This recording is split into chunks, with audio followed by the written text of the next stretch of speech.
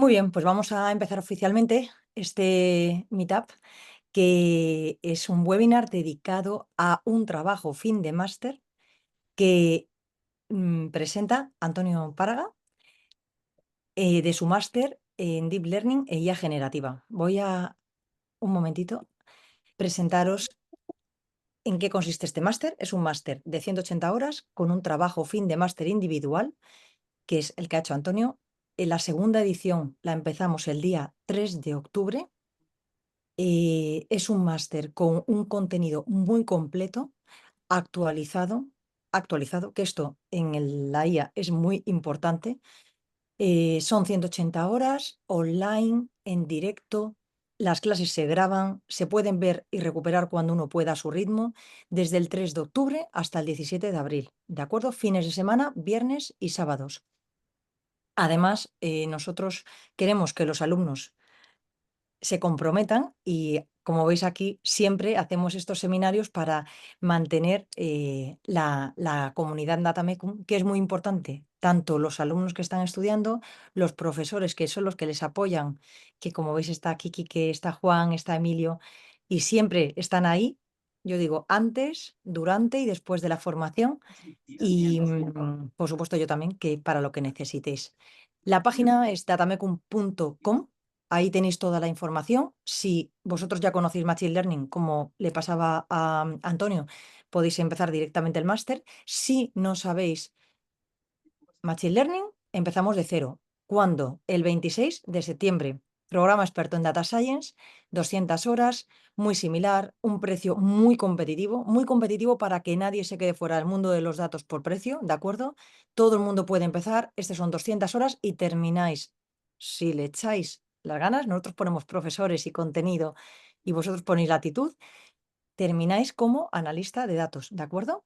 Entonces, sin más, dejo ya de compartir y os voy a presentar a Antonio, que va a empezar su webinar. Ya hemos dicho que es un seminario muy popular, que ha traído a gente de diferentes fuentes, porque tú has mezclado la ciencia, la salud y el onboarding, que es un proceso de recursos humanos directamente, entonces eso, investigadores, así que todo eso hace que tenga muchas ganas la gente de escucharte. Antonio, sin más, cuando quieras. Y muchísimas gracias a Antonio y a Juan y a Quique, que han hecho un esfuerzo mucho porque sea a las 6:30 hoy aquí para que todos lo podáis ver en directo. Gracias, Luz. Pues si queréis empiezo, comparto pantalla, ¿os parece? ¿Bien? Sí, ¿no? Vale. Un segundo. Vale, primero voy a poner esto en grande. Vale. Vale, ¿se ve? ¿Sí? Pero la tienes en modo edición. Vale, eso. Vale, ahora sí, ¿no? Ya se ve bien, ¿no? Ahora sí. Vale, perfecto. Pues bueno, me presento, voy a empezar, ¿vale? Soy Antonio Parragaleo y bueno, la idea de este TFM, que lo hice en Datamico, que es verdad se aprende bastante, he aprendido bastante durante todo este curso, la verdad. Y la idea fue un poco de centrarnos en el mundo de la ciencia, pero también un poco traer el uso de los lenguajes, los LLM, ¿vale? Para ayudar a esa incorporación de nuevos investigadores a un grupo de investigación. Concretamente nos centramos en el mundo de la medicina reproductiva y genómica, que sería en el campo que me encuentro, ¿vale? Para ello, que ahora lo explicaremos un poquito más detalle, pues bueno, hemos utilizado digamos, la metodología de Retrieval Augmented Generation, que será el RAG a partir de ahora. Y bueno, el título del TFM sería Improving the Onboarding of Researchers in Reproductive and Genomic Medicine. Bueno, un poco primero para presentarme, ¿vale? Bueno, dejáis el LinkedIn, GitHub y también en Google Scholar por algunos artículos. Pero para que hagáis una idea, mi background es de biología. Yo hice el grado en biomedicina, por lo cual vengo un poco del campo de bata, de cultivo, de estar con células. Lo que pasa es que durante el grado tuve una asignatura que era la bioinformática, entonces entré un poco en el mundo de los datos y me di cuenta que me gustaba mucho. Entonces decidí estudiar el máster de bioinformática, ¿vale? En el que, bueno, en este caso los datos no son datos mejor de coches o características de otros tipos, sino nos centramos en proteínas, muestras, genes, secuencias de DNA, secuencias de aminoácidos, todo enfocado en lo que sería el mundo de la ciencia en biomedicina. Al terminar el máster tuve la oportunidad de, bueno, tuve la suerte de que me dieran una beca predoctoral y pude realizar la tesis doctoral en biomedicina. Aunque es verdad que mi campo se centró, como habéis visto un poco por la introducción del TFM, en lo que sería el uso de bioinformática, un poco de machine learning y en el mundo de la medicina reproductiva. Concretamente, actualmente ahora soy bioinformático dentro de Fundación IBI, que es una función pública, semipública, semiprivada, que pertenece a IBRMA. A lo mejor suenan las clínicas IBI, que hay varias en Valencia, que son de clínicas de reproducción, ¿vale? Y estoy bajo la dirección de Patricia Díaz, que sería la investigadora principal del grupo, ¿vale? El grupo se centra precisamente en el estudio del endometrio, el estudio del ovario, incluso también el estudio del esperma. Abarcamos un poco lo que sería toda la medicina reproductiva.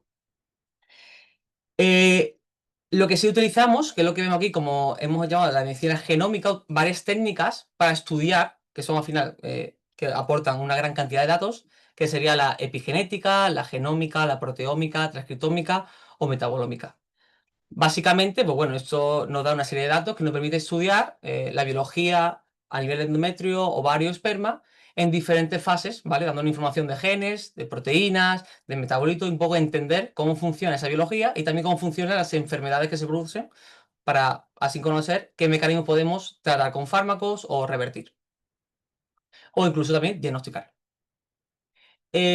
Vale. La cosa es, a veces creo que un poco para hacer una especie de metáfora, porque se hizo ese trabajo, un poco la motivación, es que realmente la incorporación a un grupo de investigación no es fácil. Un poco a modo metáfora, que esto pasa en la mayoría de campos de biomedicinas, digamos que tenemos la biomedicina en una librería gigante. Esta biomedicina es el pasillo de la biblioteca. Tenemos un pasillo, de ese pasillo, esta estantería sería el campo de la reproducción. Dentro de la estantería tenemos una balda, que sería el estudio del el útero. De ese útero tenemos un libro, que puede ser el endometrio. Y nuestra línea de investigación se puede centrar en una página de ese libro. Por lo cual, claro, el recorrido que hay que hacer por una persona que venga nueva causa estrés, lentitud y conlleva tiempo. Porque es verdad que estar especializado en una línea muy concreta es raro, ¿vale?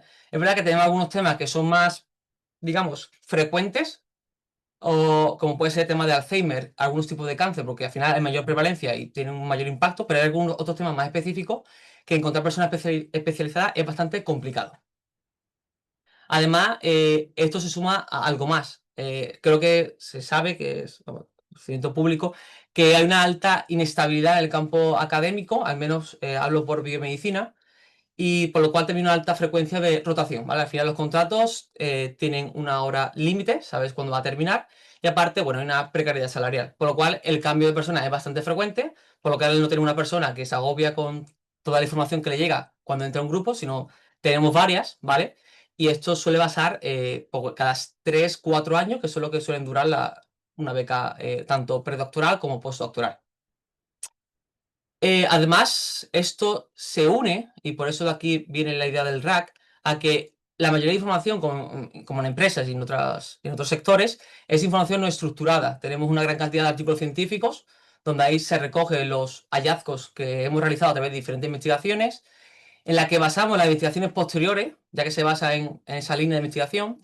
Tenemos informes médicos, tenemos protocolos de laboratorio, tenemos propuestas de beca y tenemos diferentes protocolos incluso a nivel de laboratorio, pero no de cultivo celular, sino también protocolos a nivel de laboratorio de fecundación in vitro, ¿vale? Cuando hablamos de reproducción asistida.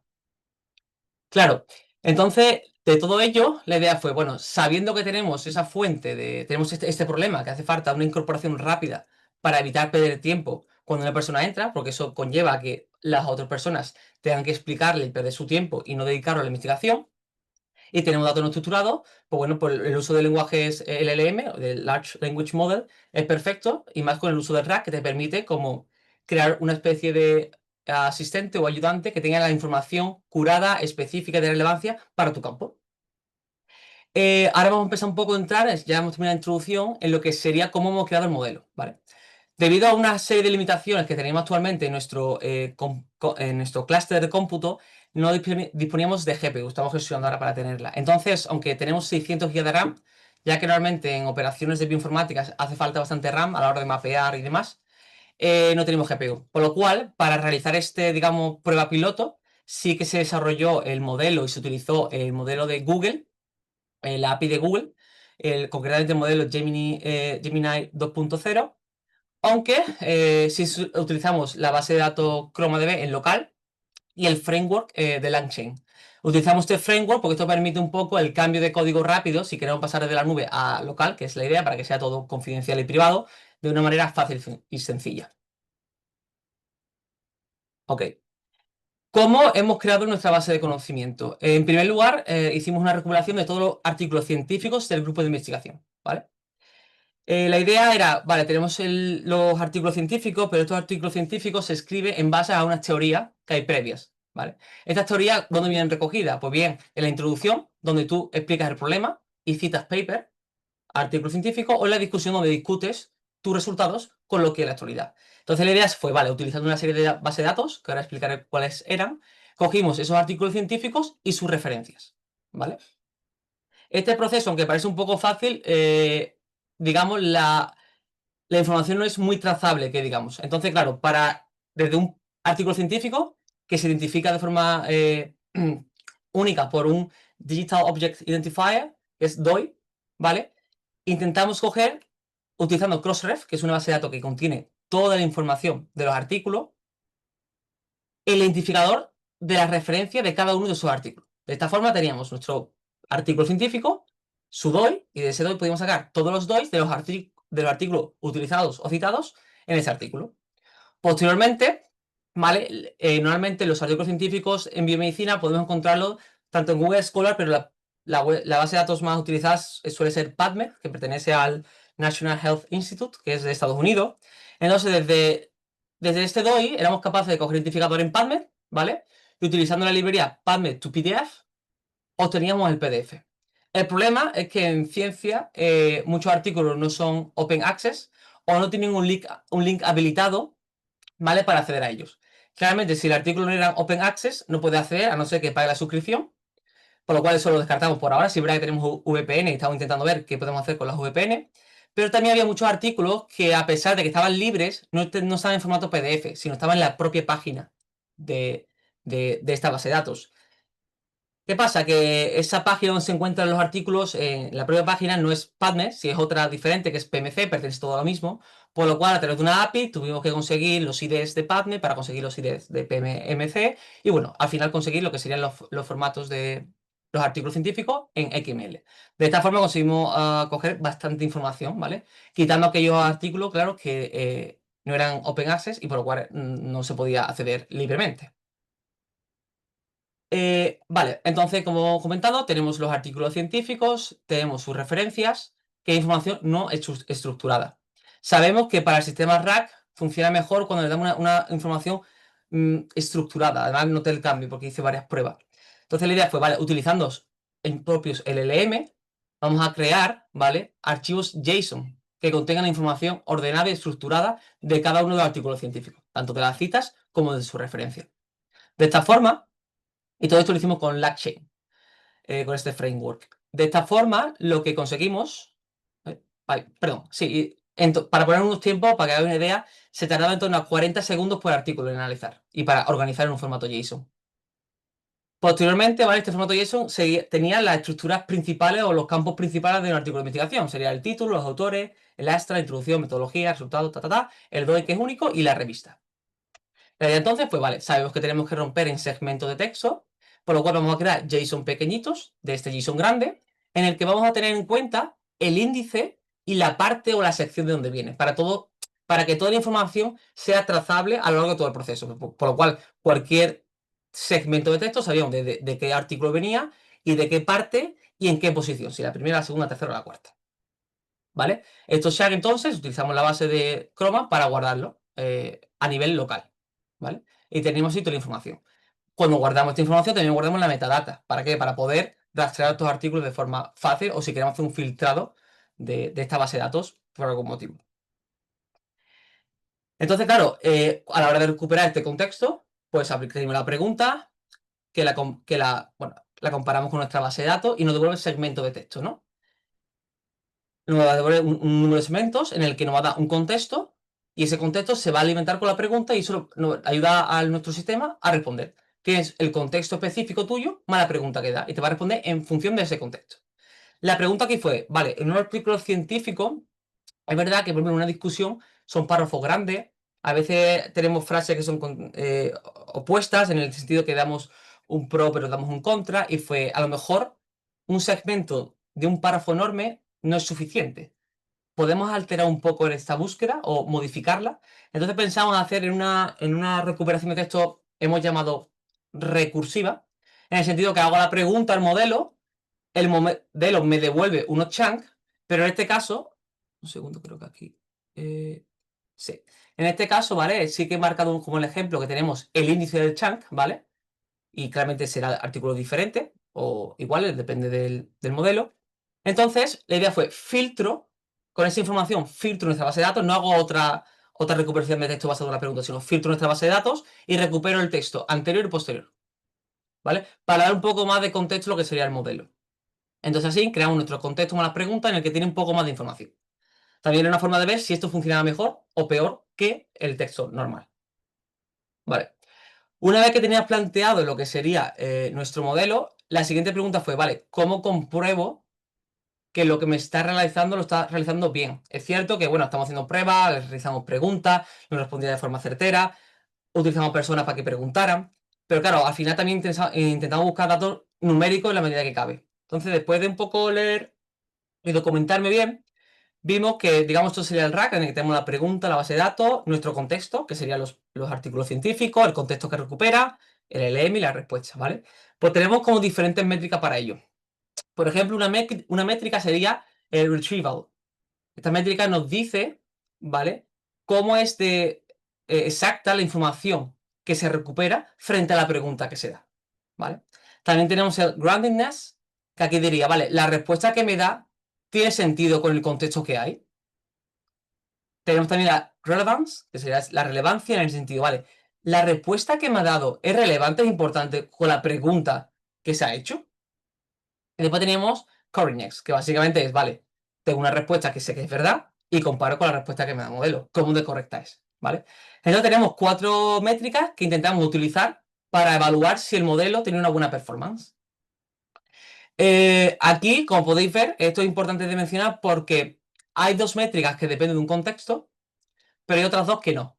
Eso es importante porque vamos a comparar también el uso de un benchmark o un modelo sin contexto, para ver si responde mejor a nuestras preguntas o no, para ver si, digamos, el RAC tiene sentido hacerlo. Por lo cual, para hacer ello, primero tenemos que crear un conjunto de preguntas sintéticas, digamos, que creamos con el uso del LM. Básicamente, utilizando el contexto de los artículos, creamos un total de un set de 600 preguntas. Son preguntas y respuestas cortas. Estas preguntas tardaron más o menos unos 5 segundos. Después, para asegurarnos que la pregunta tenía sentido, porque si tras revisar varias de ellas, te dabas cuenta que el modelo hacía preguntas como ¿me puede decir el correo de este autor? Son preguntas que no son relevantes en el campo. Entonces hicimos una técnica de self-improvement. Utilizando el propio LLM, revisamos cada pregunta, tanto si era relevante y si tenía sentido con el contexto dado, que es el groundedness. Y si eso era así, se filtraba y se cogía. Si no, no. Entonces, de esas 600, nos quedamos con 70 preguntas, ¿vale? La verdad es que se redució bastante. Estas 70 preguntas sí fueron comprobadas, si tenían sentido a nivel científico. Como eran pocas, se comprobó, la comprobé manualmente. También aplicamos este self-improvement porque después de estar leyendo, se ha visto, esto sí que lo utilizan como una especie de agente, pero se ha visto que cuando le preguntas al modelo y como vas refinando y aclarando de si funciona bien lo que estás preguntando, se va mejorando un poco el modelo. Entonces fue un poco de, hago las preguntas y después otro modelo le digo, ¿están bien? ¿Son relevantes? Y filtrarme las que no, ¿vale? Con ello pues mejorar un poco lo que sería nuestra base de datos. También fue un número asequible que pude revisar manualmente. Una vez que tenemos, digamos, nuestro conjunto para evaluar el modelo, estas preguntas y respuestas, ¿vale?, quisimos evaluar diferentes parámetros. Uno de los parámetros fue evaluar el modelo de embedding. Aquí hemos elegido 3 modelos de embedding. Hay una barbaridad de modelos. ¿Por qué elegimos estos 3? Básicamente nos fuimos a un leaderboard de Hugging Face en el que hacen diferentes comparaciones de diferentes modelos de embedding y para diferentes características. Por ejemplo, yo sé, para clasificación, para clustering, y había una que era para retrieval. Entonces, de ahí me cogí aquellos modelos que presentaban la mejor puntuación y tenían menos de 100 millones de parámetros. Esto fue así, básicamente porque sí quería realizar el modelo embedding en local para ver cómo funcionaba. Y esto me permitía realizarlo en local. Cuando era más parámetros, digamos, tenía problemas a nivel de hardware. Entonces los modelos elegidos fueron el E5 Small V2, Snowflake y GIST, que fueron los mejores, el ranqueo, ¿vale? El primero, el segundo y el tercero. Posteriormente introducimos otras variables, como el número de documentos a recuperar, de 4 a 10. Introducimos el tamaño del segmento, si era 1000, 1500, 2000. O esta búsqueda que vimos antes, que era recursiva, que cogíamos el archivo anterior y posterior para ver si funcionaba. Básicamente, estas eran nuestras métricas. ¿Y qué obtuvimos? ¿Vale? A nivel global, vimos que aquí tenemos la desviación estándar de todas las métricas, tenemos 126 combinaciones. Vimos a nivel global qué pasaba. De media de este score o accuracy teníamos bastante alto en la mayoría, excepto para correctness, que bajaba un poquito en todas. De hecho, la desviación estándar claramente era mayor. Entonces vimos en un violin plot que era el correctness el que nos estaba dando un poquito más de información a nivel de diferentes parámetros. ¿Por qué? Porque realmente los demás sí que variaba, pero variaba en torno a un 10%, incluso un 5%. Por lo que a la hora de evaluar los parámetros que estamos viendo, lo que más afectaba era la correctness y nos permitía un poco diferenciar. De hecho, cuando opinamos, por ejemplo, esta evaluación, ¿vale? Obtuvimos estas gráficas. Aquí vemos por colores lo que sería el modelo de embedding, cruces o círculos, si es la búsqueda recursiva o no. En el eje de las X tenemos el número de documentos y en el eje de las Y, perdón, el valor de accuracy, de correctness. ¿Qué tenemos aquí entonces? Pues lo siguiente, vemos que claramente lo que más influye era el modelo de embedding. De hecho, vemos que el modelo de embedding mejor que funcionaba era el E5 Small V2. Y en cuanto al número de documentos, parecía un poco mejor, en torno a 7, 10. Y en cuanto a recursivo, parecía un poco mejor, que era recursivo, pero no era una diferencia significativa, como podéis ver. Lo que más afectaba era el modelo de embedding. También podéis ver una línea discontinua, ya que correctness no dependía de un contexto, y era para ver si yo pregunto, utilizando el mismo lenguaje, con los mismos parámetros, al modelo, como en la correctness. Y se ve que es peor, está en torno a 0,54, por lo cual tiene sentido que hagamos el RAG. También miramos el retrieval. Aquí, bueno, parece también una información, parece que el modelo Snowflake, como el anterior, funciona peor. Y el mejor parece que es el E5 Small. En cuanto al número de documentos recuperados y tal, la información no parece ser tan diferencial. También tenemos groundiness. En este caso, como la diferencia es muy pequeñita, si os fijáis en el eje de las Y, estamos hablando de una diferencia de un 5%, no es informativo, al menos utilizando estos parámetros. No podemos ver una diferencia clara. Y por último tenemos la relevancia, ¿vale? Que de nuevo vemos que el modelo Snowflake es peor y que incluso, ¿vale? Siendo, digamos, estamos de nuevo del eje de la Y, estamos en un 10%. Es bastante bien. Lo que pasa es que las diferencias son pequeñas. Pero utilizando un benchmark, como podéis ver, incluso algunos de los parámetros, combinaciones de parámetros, funcionaba peor que preguntarle al modelo per se. Por lo cual, en plan, se ve que, por ejemplo, con el embedding Snowflake, con estas características, en cuanto a lo relevante que la pregunta, no funcionaría muy bien. Vale, ¿qué hicimos para crear el modelo? Pues bueno, elegimos los mejores parámetros. En este caso, ¿vale? Utilizando esta información, rankeamos todos los parámetros, vimos el número de documentos y el valor. Vimos que los tres mejores, ¿vale? Este es el top 10. Claramente el modelo era el E5 Small, que se ha visto en la gráfica, y vemos que el número de documentos va de 5 a 7 o 9, el chunk sí que son 1000, ¿vale? Y en cuanto a recursiva, tenemos tanto false como true y true. Entonces, decidimos para crear el modelo utilizar ese modelo de embedding. El número de documentos lo hicimos personalizado para que el usuario pueda modificarlo. El chunk size sí que cogimos el tamaño de segmento 1000 caracteres. Y la estrategia recursiva, principalmente porque encontramos más true, ¿vale? Si es cierto que esto hay que comentarlo, que habrá que evaluar también el gasto computacional del modelo para ver si realmente esa recuperación recursiva tiene sentido o está, digamos, gastando demasiado hardware o demasiada, haciendo un gasto computacional excesivo para la respuesta que le da. Vale, ¿qué más? Una vez que teníamos el modelo hecho, la base de datos construida y todo, decidimos, ¿vale? Crear una especie de interfaz para que el usuario pudiera hacer preguntas y fuera intuitivo, ¿vale?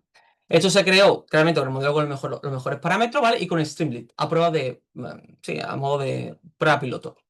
en el que, bueno, esto sí se puso algunos colores y se adecuó un poco, digamos, del grupo de investigación. Y aquí vemos, por ejemplo, que permitimos que el modelo tuviera cierta memoria, recuperando un historial de chat de las preguntas que le ha hecho anteriormente, por si quiere hacer preguntas consecutivas, que puedas hacer un flujo de preguntas normal. El número de documento, también añadimos temperatura del modelo, por si queremos variarlo un poco, y eh, el modelo a elegir. En este caso, ese modelo a elegir lo puse un poco para ver las diferentes opciones que nos daba y las respuestas, pero cuando lo llevemos a nivel local, tendremos el modelo que funcione mejor, que lo comprobaremos como hemos hecho ahora, con las diferentes métricas. Lo tengo también abierto, pero voy a poner vídeo, por si acaso, esto es un vídeo, y no se me coge, un segundo. Vale. Aquí veo un poco de cómo funcionaría. Al final tenemos ahí lo que sería el chatbot, donde tenemos el historial, el número de documento. También podemos, ahí arriba tiene la opción de ver el contexto, en el caso que queramos verlo, si quiere el usuario. Ahí tenemos lo que sería nuestro grupo de investigación, que somos varias personas, un poco para también que las personas nuevas tengan una idea de los correos, ir trabajando, el papel de cada uno. Y bueno, si hacemos una pregunta, en este caso, bueno, son preguntas relacionadas con mi campo, ¿vale? Se está viendo últimamente que hay una cierta relación entre endometrio y la edad. Sí se ha visto mucho con el ovario, pero ahora estamos viendo con el endometrio y le pregunto, ¿no? En este caso, la pregunta es si hay relación entre endometrio y edad. Y tiene que decir que sí, ¿no? Y aquí se ve, todo esto fue hecho en local, ¿eh? Lo que sería el embed y todo es en local. Te responde que sí, te dice dónde viene la información y además lo que sí mucho hincapié es, vale, la información tiene que venir clara, te tiene que decir la referencia de dónde viene el texto para que tú puedas identificar que eso es real y que no se está imitando nada. Te viene con su DOI, que es lo que hablamos antes, identificador único, el que te permite entrar en el texto y ver de dónde viene la información, ¿vale? Además tienes el chat history y toda la información posterior. También una de las preguntas que también era importante y que queríamos es, vale, si yo hago una pregunta que no está en mi contexto, no tiene sentido o algo, no creo que se lo invente, ¿vale? Entonces, claro, hay una pregunta de ¿hay relación entre endometrio y Alzheimer?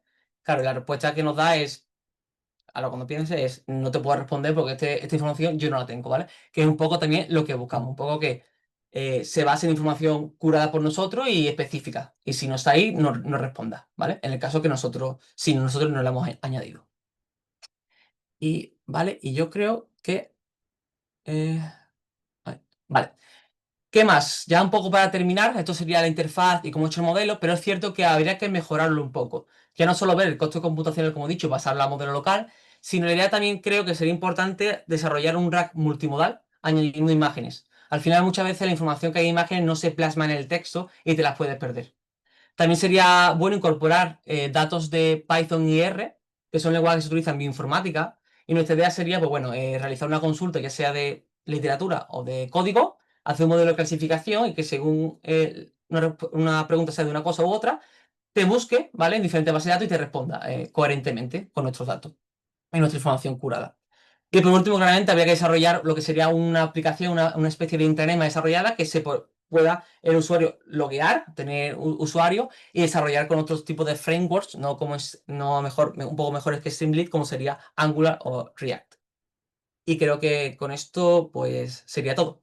Mm, Muchas gracias. Y nada, si tenéis preguntas, pues estoy abierto a responder lo que queráis. Muy bien, pues nada, muchas gracias por la exposición. La verdad es que desde que tuvimos la primera reunión en la cafetería de la escuela, digamos, hasta llegar hasta aquí, tú sabrás el trabajo y las horas Sí, que le has echado, que seguramente habrán sido unas cuantas. Entonces yo lo voy a hacer al revés, ya como siempre lo hacemos lo clásico, hoy lo vamos a hacer al revés, lo estaba pensando de si hay alguien que quiera comentar algo, María que ha trabajado con temas de RAG, Sipan que los ha visto en el TF, en el máster de IA. También he visto por ahí que estaba Andrés, que también los ha utilizado en el proyecto este que lleva en Canarias. Si tenéis alguien algún comentario, Sí, alguien. sí, yo quería preguntarle algo. Venga, Andrés. Hola, hola, ¿qué tal, chicos? Hola, ¿qué tal? Impresionante la exposición, hombre. Quería preguntarte, en la parte me causa curiosidad en la parte del prompting, que si utilizaste alguna técnica, alguna técnica en específico, ¿cómo trabajaste la parte del prompt? Porque Sí, eso, que veo que te hace los retries muy bien, muy Vale, segmentado y todo. ay, gracias por el cumplido. Y a ver, la parte de prompt sí trabajé mucho porque es verdad que de principio, pues bueno, tú dices, bueno, voy a poner algo que funcione, ¿no? En plan, respóndeme tal. Pero me di cuenta que eso no funcionaba bien. Entonces, al final, el prompt, lo que me di cuenta después de leer y verme muchos códigos de GitHub y un poco entender qué pasaba, era un prompt muy detallado, paso por paso, en el que sí le decía, vale.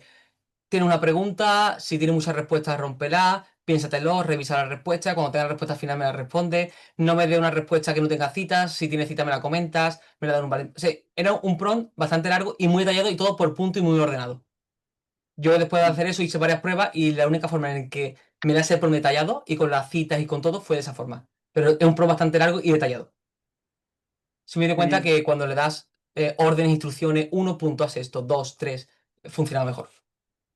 Sí, genial. Sí, es la llamado la técnica del chain of thoughts, cadena de Sí, pensamiento.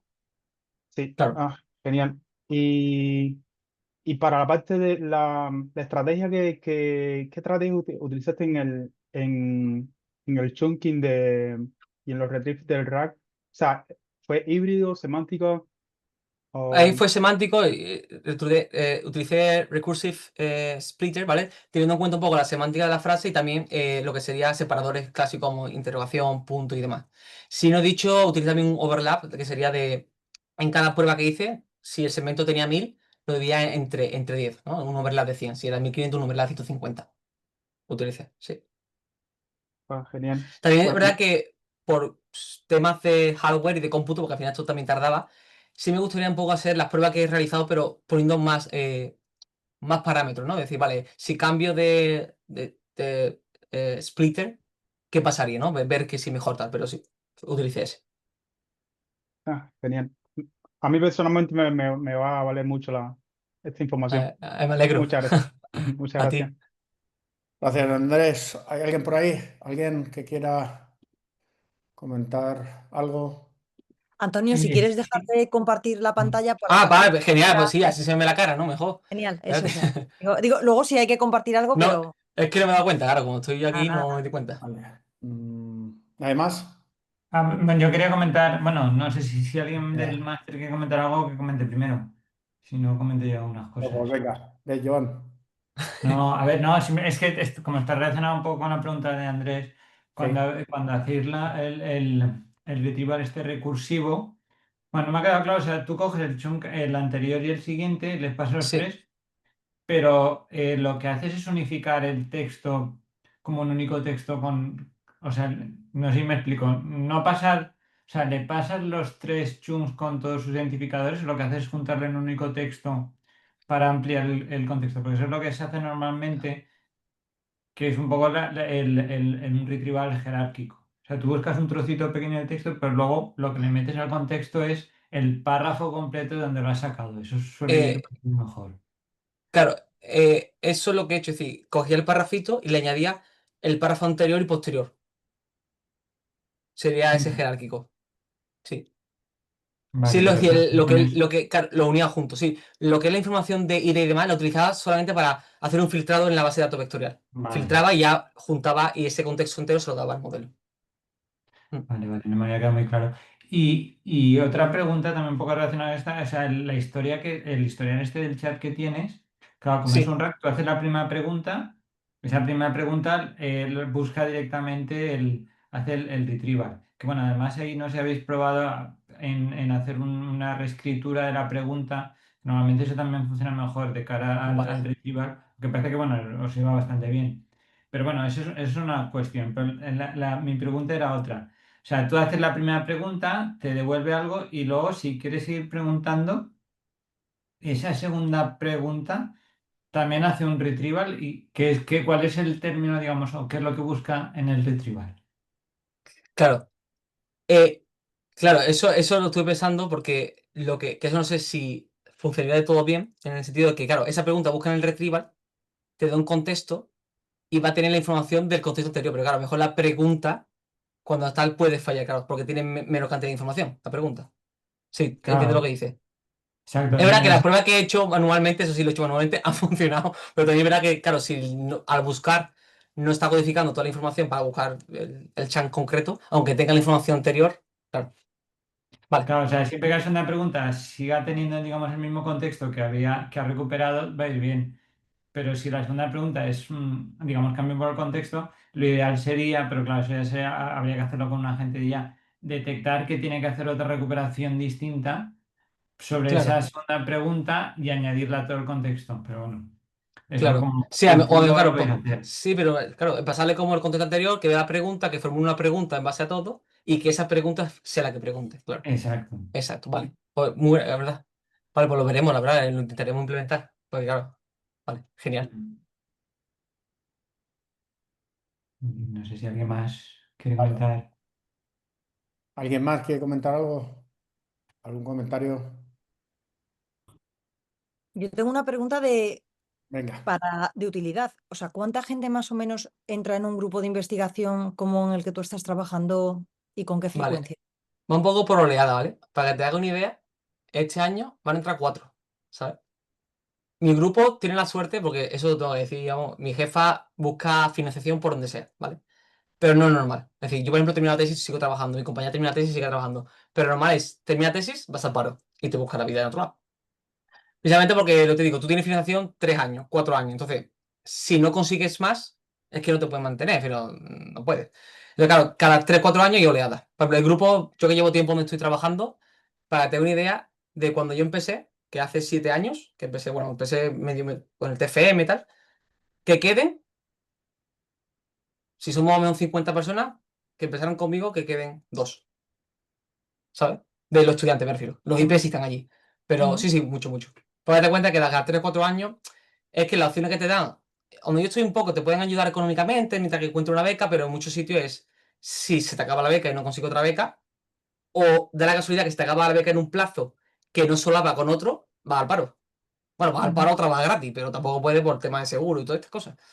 Entonces, la Sí renovación que es, sí, hay bastante. rotación, pero... Y luego la aplicabilidad, porque acabas de decir que sois 50, entráis 4, hay gente que entra a cosas, por ejemplo, has empezado diciendo esto es la librería, luego está la estantería, que es el libro. ¿Hay gente que se dedica a otros libros dentro de tu grupo? Claro, para tener una idea, hace poco, ahora 3 años, entró un postdoc, ¿vale? Bueno, hacía falta un postdoc y el chico hizo la tesis. Mi grupo se dedica a endometrio, como habéis visto, ¿vale? Y bioinformática. ¿Vale? Hace también un poco de fármaco y tal, pero eso. El chico este hizo la tesis en moscas en Alzheimer. Ah, te digo eso. Entonces, ni idea de datos, ni idea de R, ni idea de Python y ni idea de reproducción. ¿Qué hizo? Pues bueno, al final empezaba, le damos cursos, le damos papers, le tal, cuando se ponía a escribir. ¿Y esto por qué pasa? ¿Y esto por qué es? Claro, es tiempo, es tiempo. Sobre todo porque yo creo que hay campos que son muy especializados, que digas tú, gente que sepa de endometrio. Pues bueno, no, habrá gente, porque estudia todo, pero tampoco hay muchísimo, ¿sabes? Ujú. Entonces yo creo que Pero bueno, cuando... Dime. no, no, que totalmente que pasa con vosotros como investigadores, pero pasa en cualquier empresa. Tú Igual cambias. también, claro.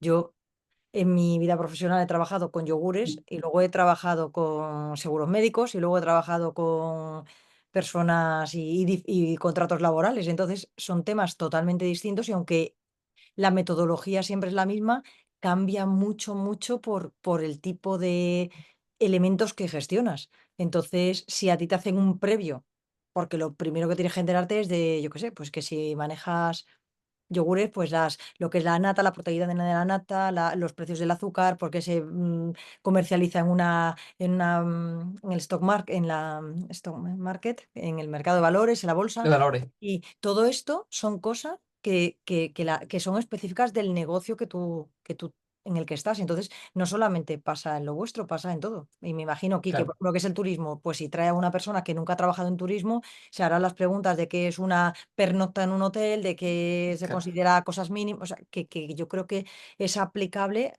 cambiando, como dice Emilio, cambiando una pequeña capa, lo podrías reutilizar para muchos otros. Yo se lo pensaba también, porque allí tenemos diferentes grupos, pero en mi caso es bioinformática, pero el grupo, por ejemplo, se dedica, yo qué sé, hay una cosa que se llama organoide, ¿vale? Que es un cúmulo de células para asemejar un tejido, ¿vale? Pues claro, cambias el contexto, al final un poco la herramienta está hecha con artículos científicos, digamos, en mi campo de biomedicina, es meter unos artículos concretos y ya te hace todo el proceso y te crea, digamos, ese contexto para ese grupo. Y lo que tú dices, también yo noto mucho que al final en biología, ¿vale? Tú ponte que hay un gen, ¿vale? Que es importante y te sale a ti en un estudio.